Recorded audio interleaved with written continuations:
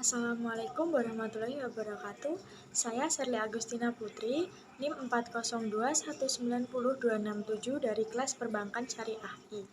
Di sini saya akan menyampaikan materi mata kuliah Akhlak Tasawuf dari pertemuan kedua sampai ke pertemuan keenam. Di pertemuan kedua yaitu judulnya Akhlak Tasawuf, Akhlak Moral dan Etika. Yang pertama, akhlak. Akhlak berasal dari bahasa Arab kuluk, yang jamaknya akhlak. Menurut bahasa, akhlak artinya perangai, tabiat, dan agama. Secara sempit, pengertian akhlak dapat diartikan dengan kumpulan kaidah untuk menempuh jalan yang baik. Sedangkan tasawuf itu merupakan gabungan antara ilmu tasawuf dan ilmu akhlak. Akhlak juga dapat diartikan tingkah laku baik buruk, salah dan benar adalah penilaian dipandang dari sudut hukum yang ada dalam ajaran agama. Moral adalah istilah yang digunakan untuk menentukan batas-batas suatu sifat, perangai, kehendak, pendapat atau perbuatan yang layak dikatakan benar, salah, baik, buruk.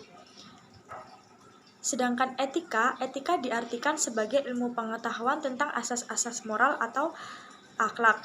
Etika yaitu ilmu tentang apa yang baik dan apa yang buruk. Sifat dan watak yang telah melekat pada diri pribadi akan menjadi kepribadian. Sumber akhlak, moral, dan etika. Dalam kehidupan sehari-hari sering dijumpai kata akhlak, moral, dan etika. Yang ketiganya merupakan tingkah laku manusia hampir sama, namun jika dilihat dari sumbernya.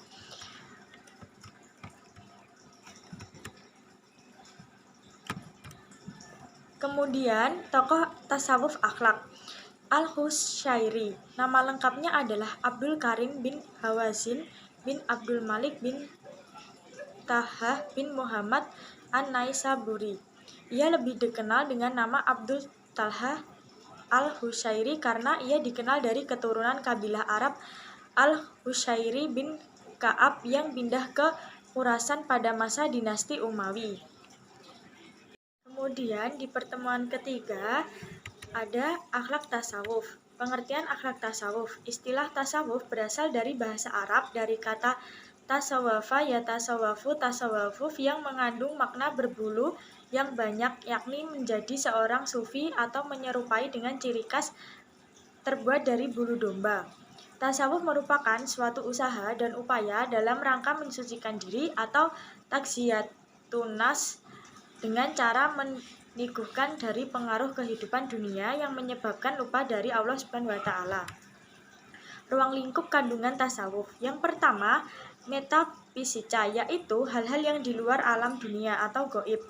Yang kedua, etika, yaitu ilmu yang mempelajari baik dan buruk dengan melihat pada amaliyah manusia. Yang ketiga, psikologia, yaitu masalah yang berhubungan dengan jiwa dan psikologis ditunjukkan dalam menyelidiki manusia bagi orang lain, yakni jiwa orang lain yang diselidiki. Yang keempat, estetika, yaitu ilmu keindahan yang menimbulkan seni dalam diri sendiri. Tujuan mempelajari ilmu tasawuf dan aplikasinya dalam kehidupan. Ahli tasawuf mempunyai tujuan yaitu bertaharuh kepada Allah Subhanahu wa taala untuk mencapai makrifat billah, yakni mengenal Allah Subhanahu wa taala dengan sebenar-benarnya. Bagi para sufi, dalam mendekatkan diri kepada Allah selalu dilandasi semangat beribadah dengan tujuan untuk mencapai kesempurnaan hidup dan marifatullah. Dasar ilmu tasawuf dalam Al-Quran.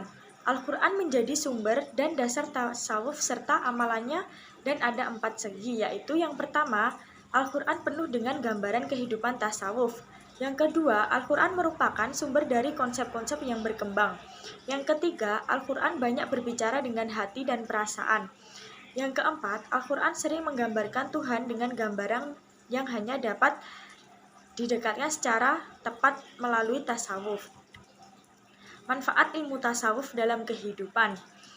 Tasawuf merupakan ajaran Islam yang mewarisi etika kehidupan sederhana, zuhud, tawakal, kerendahan hati, nilai-nilai kesabaran, dan perlu diperhatikan ialah dapat mengamalkan secara aplikatif nilai-nilai spiritual di tengah dinamika modernitas, kehidupan manusia, maka dari itu kita perlu orientasi baru berupa penghadiran nilai-nilai ilahi dalam perilaku keseharian, sehingga peran agama yang menghendaki kesucian moral tetap terasa sangat perlu di abad modern ini.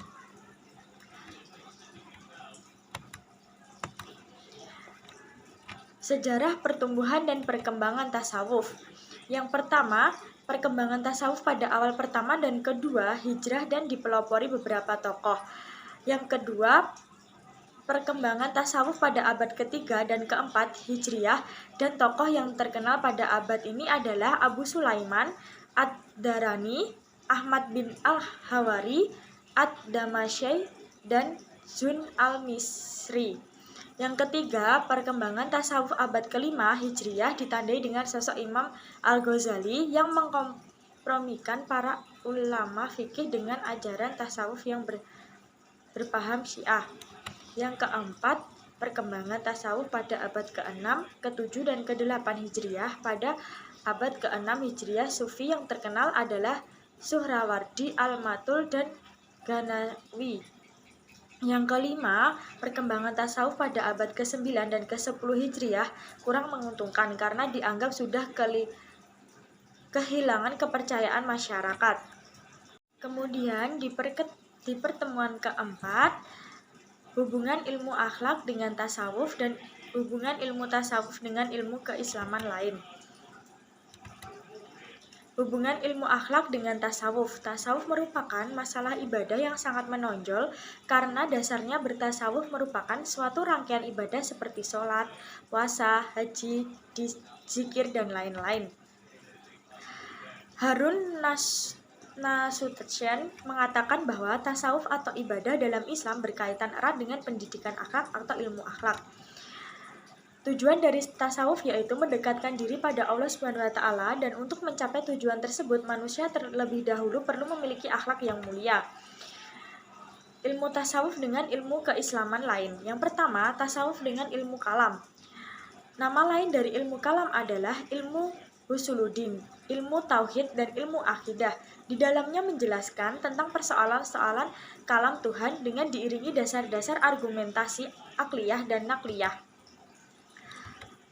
Yang kedua, tasawuf dengan ilmu filsafat. Filsafat dilandaskan pemikirannya dengan logika, sedangkan tasawuf landasannya dengan hati sanubari. Yang ketiga, tasawuf dengan fikih. Ilmu fikih berkaitan dengan amalan syariat, sedangkan tasawuf berkaitan dengan batiniah. Yang keempat, tasawuf dengan psikologi agama. Dalam pembahasan tasawuf, dibicarakan tentang hubungan jiwa dan badan. Yang dikehendaki dari uraian tentang hubungan antara jiwa dan badan dalam tasawuf tersebut adalah terciptanya keserasian antara keduanya. Yang kelima, tasawuf dengan tarekat. Tarekat adalah jalan atau petunjuk dalam menjalankan suatu ibadah sesuai dengan ajaran yang dicontohkan oleh Nabi dan sahabatnya. Tarekat juga berarti organisasi yang mempunyai saih, upacara ritual, dan zikir tertentu. Kemudian di pertemuan kelima, ada kajian akhlak mahmudah dan akhlak matsmumah serta faktor-faktor pembentukan akhlak. Yang pertama, akhlak mahmudah. Akhlak mahmudah adalah perilaku manusia yang baik dan disenangi menurut individu maupun sosial, serta sesuai dengan ajaran yang bersumber dari Tuhan. Yang kedua, dasar-dasar akhlak mahmudah. Yang pertama, Al-Quran. Di dalam Al-Quran yang dijadikan dasar dalam berakhlak baik yaitu surat Al-Ahzab 33 ayat 21, dan yang kedua surat Al-Halam 68 ayat 4.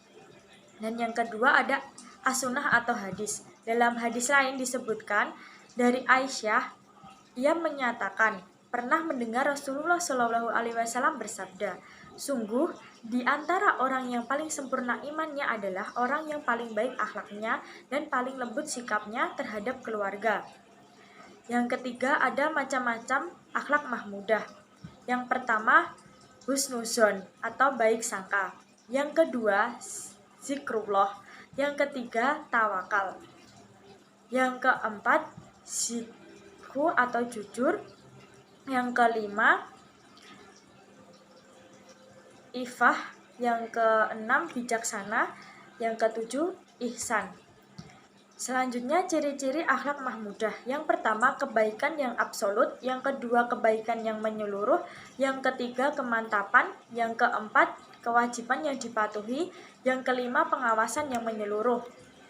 Selanjutnya akhlak mazmumah. Akhlak mazmumah atau akhlak yang tercela merupakan lawan dari akhlak mahmudah atau akhlak yang terpuji.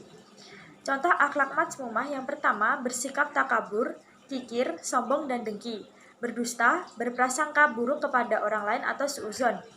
Macam-macam akhlak mazmumah yang pertama ananiyah atau egois, yang kedua al-buhtan atau dusta, yang ketiga al-ghazlab atau pemarah.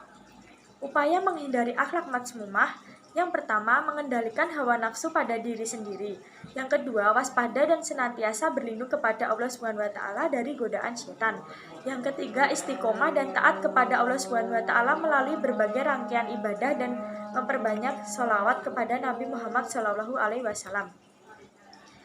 Yang terakhir, faktor-faktor pembentukan akhlak. Yang pertama, insting atau naluri. Yang kedua, adat atau kebiasaan. Yang ketiga, wiratsah atau keturunan. Yang keempat, mileu, artinya suatu yang melingkupi tubuh hidup meliputi tanah dan udara. Sedangkan lingkungan manusia ialah apa yang mengelilinginya.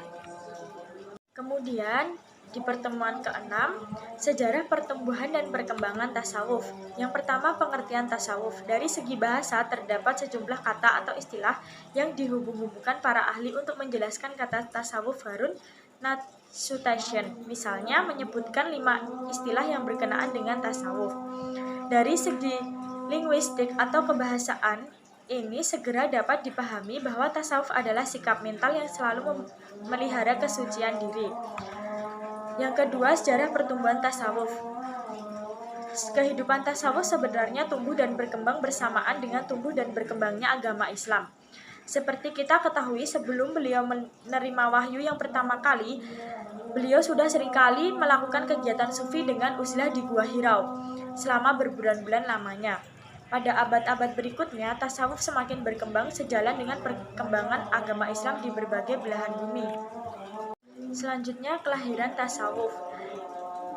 Kelahiran tasawuf sendiri memiliki banyak versi. Secara historis, yang pertama kali menggunakan istilah tasawuf adalah seorang zahid atau ascetik yang bernama Abu Hasim. Yang kedua, lahirnya tasawuf bersamaan dengan lahirnya agama Islam. Anggapan yang kedua adalah bahwa tasawuf atau sufisme itu lahir dari agama Islam sendiri. Hal ini bisa dilihat dari ayat Al-Quran maupun hadis tentang ajaran tasawuf. Yang ketiga, perkembangan tasawuf di dunia Islam. Yang pertama abad 1 dan 2 Hijriah. Yang kedua abad 3 dan 4 Hijriah. Yang ketiga abad 5 Hijriah. Yang keempat abad 6 Hijriah. Selanjutnya, perkembangan tasawuf di Nusantara. Wacana tasawuf, khususnya tasawuf falsafi di Nusantara, dimotori oleh Hamzah Fansuri dan Samsuddin Sumatrani, dua tokoh sufi yang datang dari Pulau Andalas atau Sumatera pada abad ke-17 Masehi. Sekalipun pada abad ke-15 sebelumnya telah terjadi peristiwa tragis berupa eksekusi mati seperti Syekh Siti Jenar atas fatwa dari Wali Songo. Tokoh-tokoh tasawuf di Indonesia bersama karya-karyanya. Yang pertama, Hamzah Fansuri. Ada Syarah Al-Hasihin atau minuman orang birahi, karyanya.